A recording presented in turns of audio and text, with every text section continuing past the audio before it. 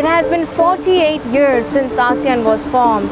However, the grouping is facing some serious challenges. Chief among them are impending US rate hikes and China's gloomy outlook.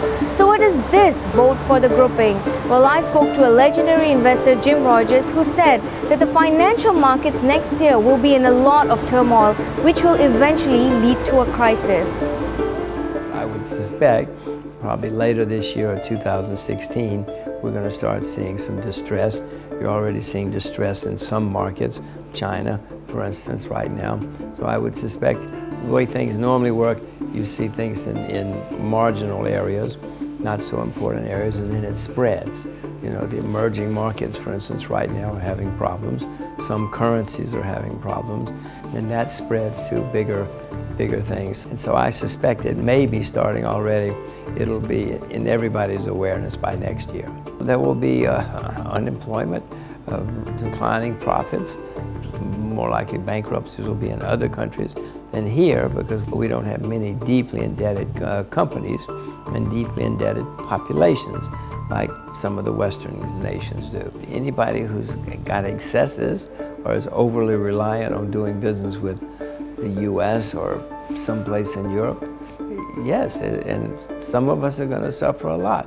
I hope that everybody watching you and your show has been running a prudent lifestyle, saving money and not getting deeply in debt, and can get through bad times.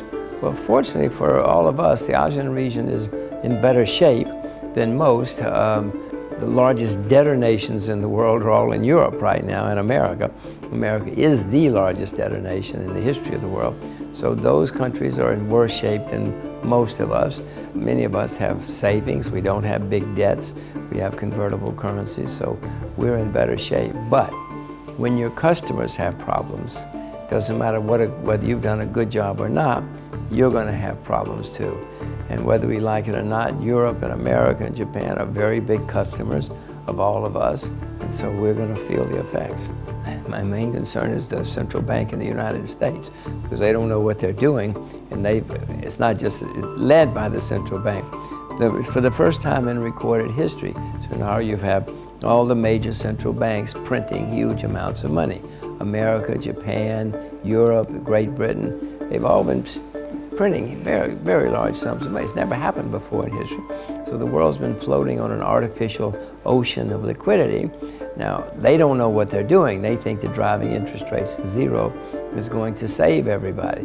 But one thing they're doing is they're destroying the people who save and invest, and they're being destroyed at the expense of people who bought 4 houses with no job, you know, and no savings.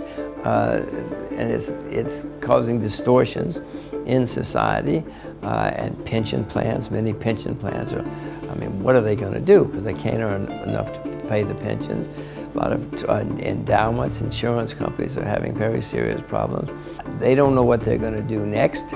Interest rates are going to have to go higher. You're going to have to start withdrawing this huge artificial ocean of liquidity. And when that happens, as I said, next year's not going to be fun, or the year after that, because these guys have made mistakes, and now they're going to have to correct. Either they're going to correct the mistakes, or the market's going to force them to correct the mistakes. So the thing I worry most about in ASEAN is in Washington, D.C., and Tokyo, and in Europe. These are the people who've caused us all problems, and we're going to have to pay for it. But again, fortunately, I'd rather be here than there, because we're certainly going to have problems. They're going to have worse problems. But again, most ASEAN countries should open up more, and they should pay down debt and don't close off the economy and the society. Stay open, because history shows that economies that try to take protectionist measures when things go bad, in the end wind up worse. Try to keep balanced budgets as best they can and continue to open. As you know, ASEAN is talking about having a free trade zone. Doing that would be spectacular for all of us and for the world if they can do that, and if they really open it up and have a completely free trade zone and even a free immigration zone. Wow, we would all be better off. So you're at the right place. Don't leave. Despite Jim Rogers' pessimistic prediction of the world economy, he feels that ASEAN region as a whole will escape much of this devastation due to its strong economic fundamentals. The grouping is expected to sail through these tough tides. I'm Zunaira Saieed, reporting from Singapore.